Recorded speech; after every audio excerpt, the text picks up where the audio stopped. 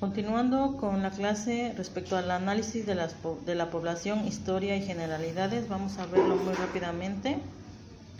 Vamos a hablar de datos demográficos, que nos vamos a referir a que vamos a analizar a la población por edades, por agrupación, por situación familiar, grupo étnico, etcétera. Diferentes clasificaciones que nos permitan saber clasificarlos y separarnos. Las modificaciones de la población, como son nacimientos, matrimonios, fallecimientos, esperanza de vida, estadística de migraciones, nos sirven para analizar los efectos sociales y económicos que estén ocurriendo con esa población, ver el grado de delincuencia, etcétera. El análisis de la población o demografía es un área que es interdisciplinaria, que abarca diferentes disciplinas que nos van a ayudar a interpretar cómo está la población o predecir lo que pueda pasar con esa población. Por lo tanto, la demografía tiene una historia relativamente corta. Nosotros podemos decir que la demografía nace en 1798 con el ensayo sobre el principio de la población de Thomas Robert Malthus.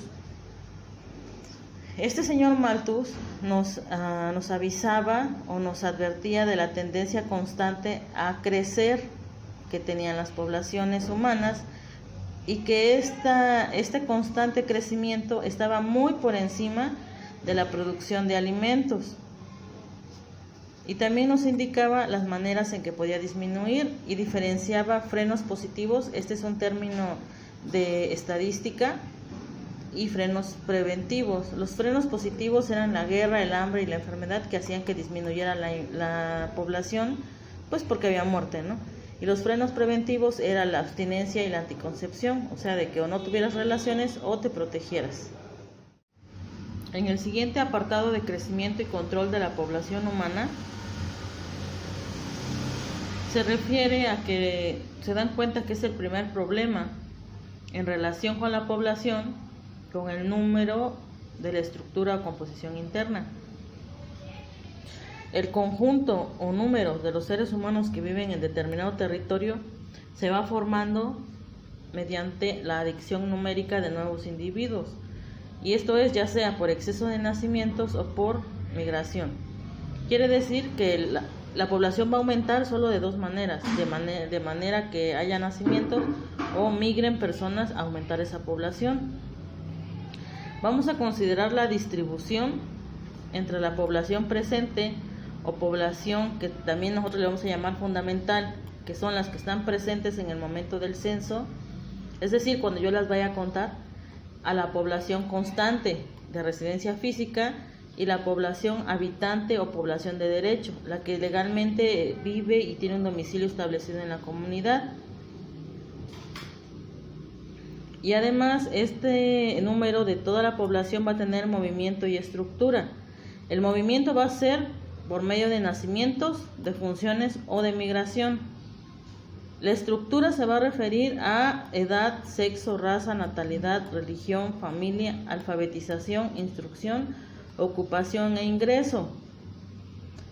Quiere decir que las personas que viven sobre un área geográfica determinada y que se van a alimentar exclusivamente de los recursos disponibles, incrementará en número hasta un nivel máximo que les permiten esos recursos y la forma de aprovechar a los mismos.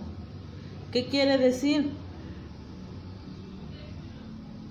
¿Qué quiere decir acá? Bueno, que tú puedes vivir en un área geográfica determinada, sí, pero si tú te alimentaras exclusivamente de los recursos que proporciona esa área, pues hace mucho que ya no existiéramos, ¿no? Si se dan cuenta, en el mundo actual, pues casi nadie o casi ningún pueblo sobrevive de los recursos propios, los importan de otros lados o incluso de otros países.